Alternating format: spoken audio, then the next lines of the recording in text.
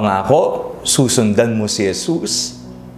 Ako po si Father Fiel Pareha at ito po ang ating segment, ang Daily Devotion, na kung saan tayo po ay magdarasal, magbabasa at magninilay kasama ng salita ng Diyos sa buong taon. Manalangin tayo.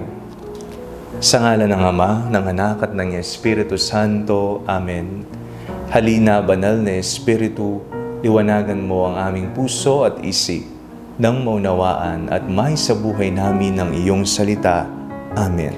Our Bible passage for the day is from the Gospel of St. Matthew chapter 8, verses 18 to 22, and I read it for you. Now when Jesus saw great crowds around him, he gave orders to go over to the other side.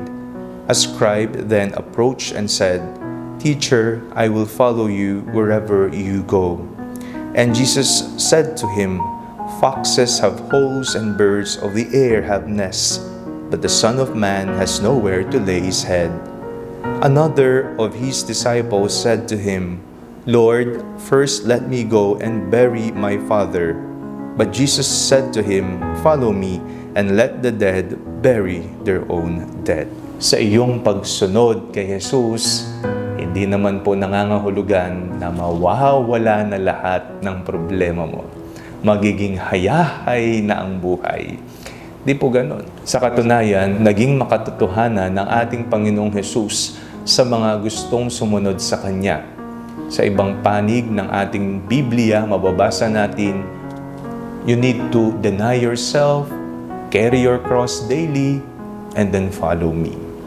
At sa ating binasang ebanghelyo ngayong araw na ito, napakinggan naman po natin ang mga would-be followers of Jesus. Gustong sumunod kay Jesus, pero maraming kondisyon. Pero mayroong rason. No? Teka lang po, Panginoon, ililibing ko pa ang aking magulang. Teka lang po, Panginoon, pupunta muna ako sa parang at iba pa. May kondisyon sa pagsunod kay Jesus. Isa pong hamon sa nais sumunod kay Jesus na isuko ang lahat sa Kanya. Let us always pray to the Lord for the grace of surrender. Pagsuko, yung tipong sasabihin mo sa Panginoon, "Lord, kayo na pong bahala sa lahat. Ibibigay ko po ang aking puso, ang buong pagkatao, ang buong sarili sa iyo.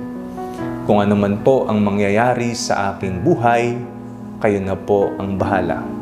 Kayo na po ang bahala sa aking pag-aaral, kayo na po ang bahala sa aking trabaho, kayo na po ang bahala sa aking pamilya, kayo na po ang bahala sa aking mga kaibigan. Basta ang aking puso, ang aking buhay ay para sa iyo lamang." Ang totoong tagasunod ni Kristo ay marunong sumuko sa Kanyang banal na kalooban. Ang pagsunod kay Jesus ay nangangahulugang may mga pagsubok pa rin na nariyan, pero magiging magaang at malalampasan natin sapagkat alam natin kasama natin ang Panginoon. Kaya tatagan mo ang iyong puso, tatagan ang iyong loob, at sumunod ng buong buo. Pangako, manalangin tayo. Panginoong Jesucristo, biyayaan niyo po ang aming buhay ng isang pagtalima na taos sa aming puso at buong buhay na pag-aalay. Amen. Sa ngalan ng Ama, ng Anak, at ng Espiritu Santo. Amen.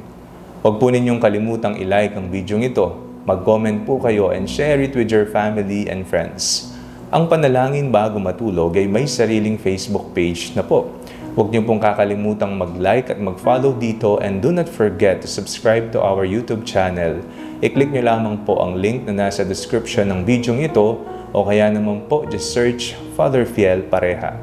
At kung nais niyo pong maging updated sa ating pagpapahayag, you can join our broadcast channel dito po sa ating Facebook page.